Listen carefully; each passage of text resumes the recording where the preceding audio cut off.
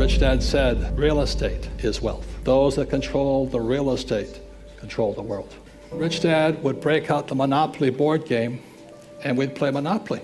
So for months, we'd just play Monopoly, having a good time. And finally, I started to see it. I said, 4 greenhouses, 1 red hotel. When I was 19, I came home from school in New York, and Rich Dad owned the big red hotel right on Waikiki Beach. He had gone from poor man to a very rich man in Hawaii in 10 years. That hotel just sold last year. He paid $1.2 million for it. It was a lot of money back in 1968. He just sold it for $800 million. You see, the beauty about real estate is you learn to use debt to get rich. I'll give you another tip. If you're going to be rich, you have to learn to use debt. It's called other people's money. So when I hear poor people say to me, I don't have any money, I said, because you're an idiot. That's why. You're not supposed to use your money. You're supposed to use other people's money. Well, that's debt. I don't want to do that. And so they stay poor. There's 4 types of people in business, in the world, anywhere. Spain, US, China, Japan. There are employees. Employees have a mindset. Employees all over the world say the same thing in their head.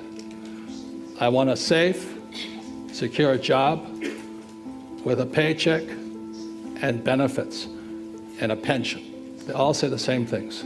Japanese, Espanol, American, Filipino. And this is small entrepreneur, small business, or a specialist like a doctor, lawyer, attorney, real estate agent, massage therapist, web designer. S means small, self-employed.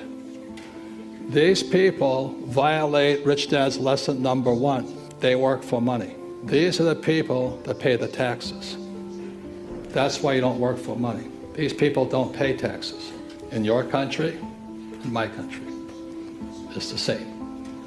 And these people are big business. So this would be like I own a clothing store in downtown Barcelona or Madrid.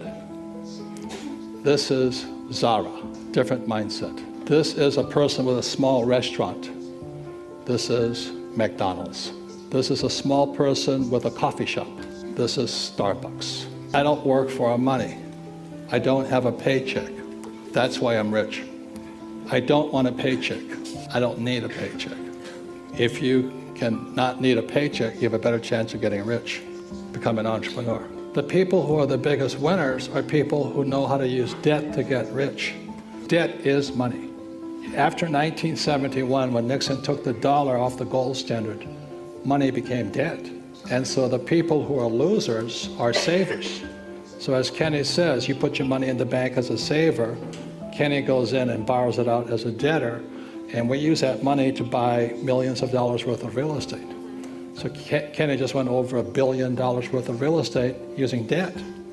And my first property was $18,000, but I took a 3-day real estate course. It was a very good real estate course about how to use no money to buy real estate.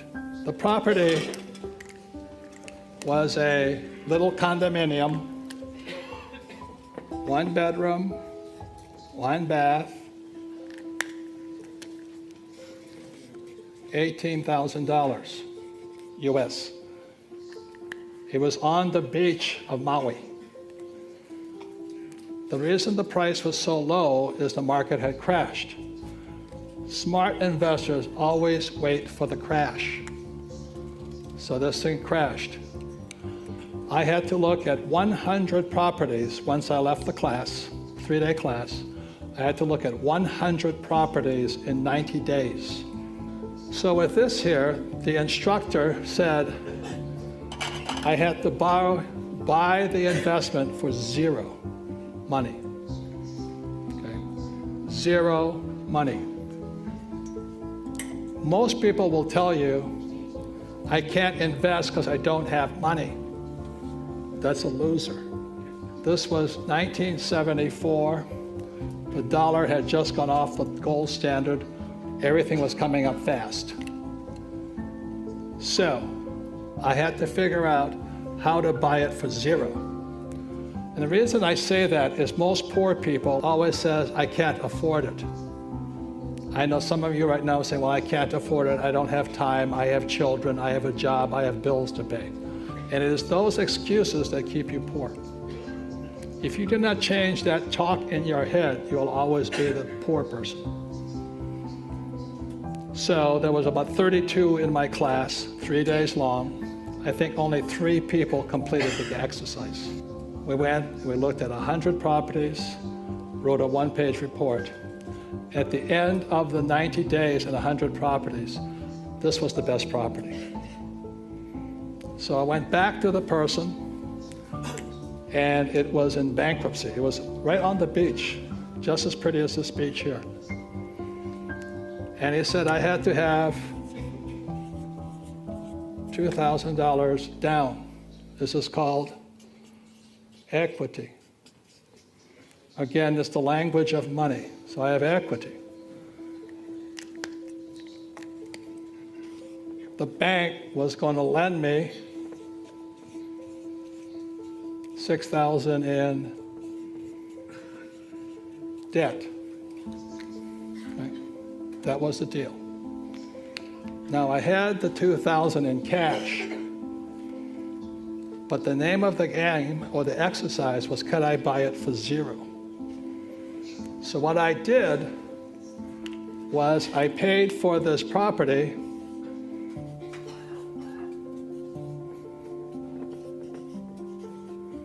with a credit card. So now it was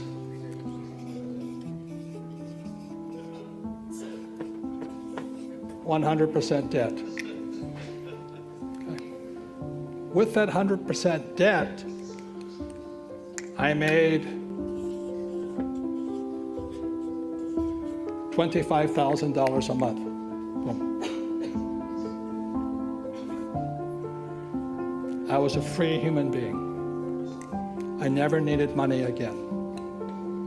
If you can make money with no money, that is called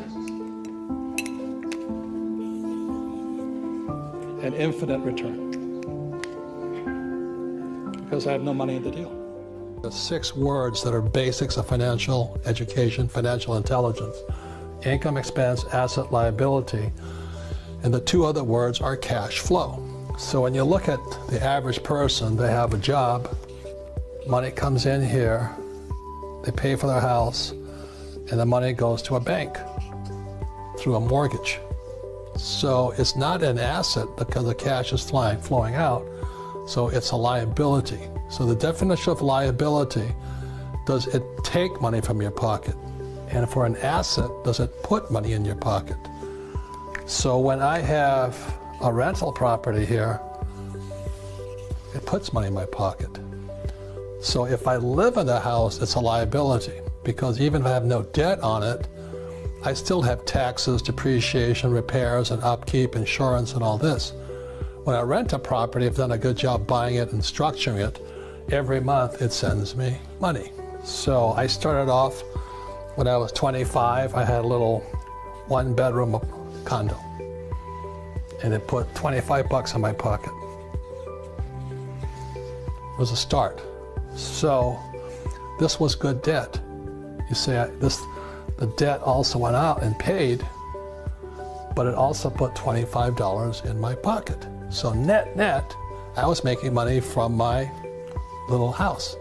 So today my wife and I own 6,500 of them.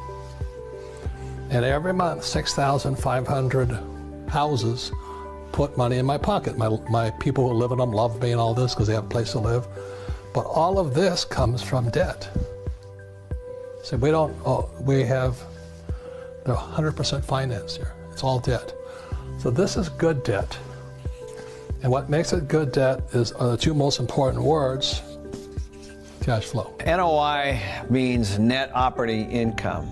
So if you really think about it, it's just income minus expenses. That's all it is. And so it's important to know where you are financially. So a banker is going to look at your income after expenses. So that's a great way to say it. Yeah, it's really quite simple. So let's say, I'll keep the numbers simple. You have $1,000 income and you have $500 in expenses. This is a property. Yeah. So you have a $500 NOI, or net operating income. So why is that important? Well, the banker looks at that number because that's the number that they see to be able to pay back any debt you might want. Right, this is where this comes in, right? Correct. So they're going to look here and they're going to say, okay, this person has $500 in NOI, therefore we can give them a loan, say up to, say, $350, $250 or something like that. So they're not going to give you a loan for the whole amount because they don't want you to be that tight. So but what they're going to do is they're going to look at the NOI and say, how much can we loan you? So when Kenny calls me and says, I have this property, it's in horrible condition, there's no income, there's expenses all over the place, you get excited, right? A lot of people get hung up here because they don't have a financial statement, any way to go to a banker, let's say. But sometimes a banker will look at the property itself. So they'll say, this has a bad NOI on it, why would we give you money? You know what I mean? And then so that's when the financial education comes in and you say, well, this is what I plan to do with it. Correct. What Kenny is saying, I'm keeping the numbers simple. He's had income of 0. Yeah. And this is 1,000. Yeah. So you'd have a negative NOI. And the banker goes, tell me why. I can't lend on that, right? Right. Because it's a higher risk of being able to be paid back. The NOI, or the net operating income, determines the value. So what you back into it, another vehicle called the capitalization rate, or a cap rate. So it's actually, well, we're getting a little technical, but typically the cap rate or capitalization rate divided into the NOI determines the price. So that's generally how that works. But in the case that we were talking about, the value of the building with no tenant in it is way low. Is way low, and there's really no income. So it's basically whatever the structure is. So I've seen lots of situations where a vacant building, somebody might have spent $5-10 million on a building that's completely vacant. Vacant warehouses, vacant whatevers, right? Sometimes you see them get converted into clubs or whatever. Well, there's value there. Somebody spent a lot of money on it. Well, one time, somebody owns it too. It could be a bank, it could be whatever. So taking that and creating value, sticking a restaurant in it, a gym in it, a club in it, it doesn't really matter who's in it. Well, it does, because you want them to pay you, but now you're creating the income, and then that's how you create value. So in that example, let's say you buy a building for $1 million, on a block. With a tenant in it, it could be worth $3, $4, $5 million. So if it's a tenant in it, the value is up. Yeah, right? Because what you do is you put all that together, and then you can actually sell it.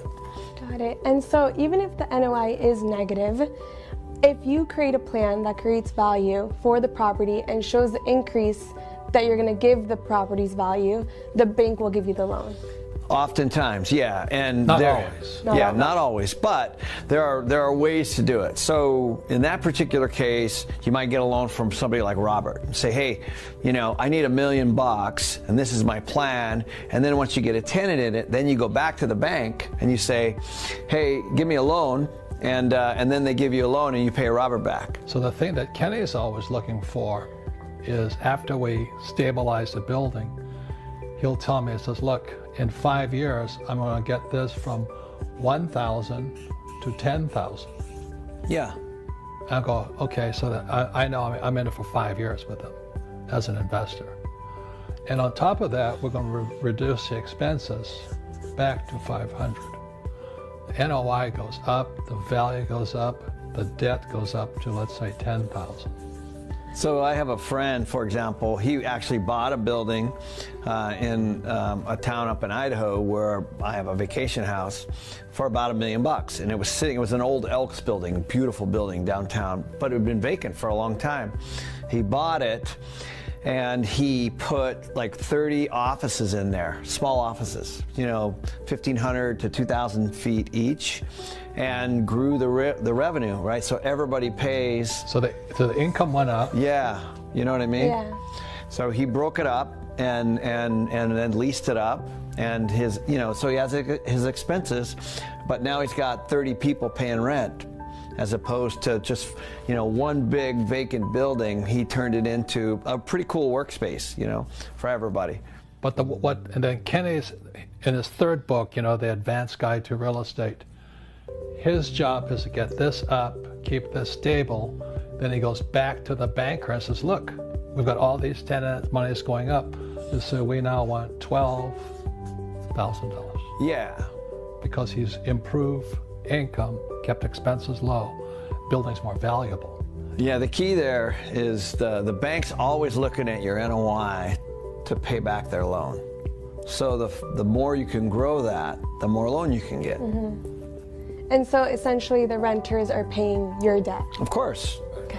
Yeah, essentially. So if that building I was referring to goes to 50% vacant, now he's in trouble. Mm-hmm. But if you can keep it full, so now you're getting into management. But regardless of that, that's how you do it.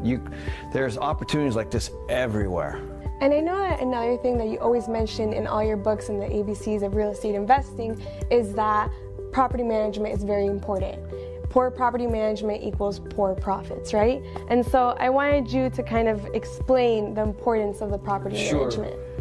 Well, essentially all property management is taking care of the property in every way. So taking care of the people that might be inside of this building, for the various things that come up from day to day, collecting the rent and paying all the expenses.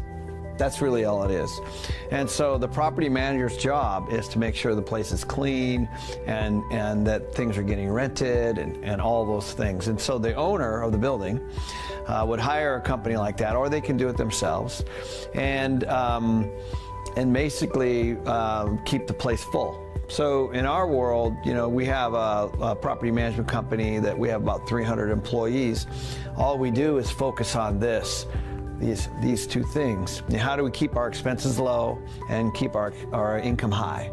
Because we're always trying to grow our NOI. So our NOI, we have a budget for, let's say, 2017 or 2018 or 2019. The goal is to grow that NOI each year. And Kenny's done such things as the way he grew the income, he put washing machines, right? In the units. There were no washing machines. And so when he put washing machines in the building, this went up, right? Yeah, so in my apartment houses, we would buy apartment houses that had washer and dryer hookups, but no machines. And so the people would walk down to the laundromat or whatever, and it was a bit of an inconvenience for the people and all that. So I said, well, let's just buy, for $650, we can buy a washer and dryer set and stick them in all there. And we did that. And so I probably bought 3,000 or 4,000 sets of washers and dryers for a lot of our properties. And so now all of a sudden we can charge $75 or $100 more in rent. And this goes up. Yeah. This doesn't go up as much. It's a win-win because they have to go spend some money anyway to go do their laundry. Now they can do it here. And for me, if I can pay back those washers and dryers in 1 year, because it's only $650 for a set, and if I can get $75 more, then all of a sudden I've got $900 to almost $1,000 more in rent. So I'm actually, it's what I call a 1 year payback on. So what Kenny does, he borrows the money here. Yeah. To put washing machines in here. Again, the tenant pays it all off, and the washing machine stays there. Right. Yeah. And I think that's a brilliant idea because I know that both of you have created incentives for the renters. So for example, if they stayed for a year, you would do certain renovations, like including the washing machine. And so every year there was another incentive, which not only increased the property's value, but also the renters paying for it, essentially. And the banker is happy. Yeah. What would you guys respond to the critics who say that real estate is a slow lane approach to getting rich? That's fine with me. I can't think of another. I mean, I think it's really super simple. Wow, real estate is very slow and very dumb. Every month we get cash flow. Yeah, I like that. I like, we're not banking on something going up. This is called creating value. We're not parking our money in something and hoping it goes up. This is very strategic. Perfect. So everybody's got their point of view. Most people want to get rich quick. That's why they never get rich. Yeah, this is not that. Yeah, this is financial education. This is smart. This is having your banker be your partner. Yeah, and these are long-term assets, by the way. This is a business. This is like managing a business. We would not sell these. So unlike the stock market or something, we're not trying to time things. We're trying to generate cash flow here and then move to the next one. Okay, perfect. So can I give you one last thing? Because those guys always upset me. So what Kenny does, he increases this, fixes this, and then when this goes up, he gives my money back. So I might give Kenny $1 million for 5 years, let's say. He increases this, decreases this. The bank says, oh, your NOI is up. So he puts all this money in there. I get my $1 million back. I still own the property. I still have the cash flow going in. So all you guys who want to get rich quick, it's called an infinite return, right? Yeah, and it's tax-free. It's tax-free. The reason it's tax-free is because when we use debt to pay back debt, it's debt, so it's owed. So when Robert gets his money back, it's actually tax-free. Yeah, let me say I lend Kenny, this is pretty common numbers. I lend him $1 million. He fixes all this. The bank gives him $3 million. I get my $1 million back. Right. And that is tax-free. I get it back. Right. And I still own the building with Kenny. So to your question, you got to wonder why, if you can invest $1 million and get it back tax-free and still have lots of cash flow. And still have the cash flowing this way. Why somebody would think that, it's a pretty simple.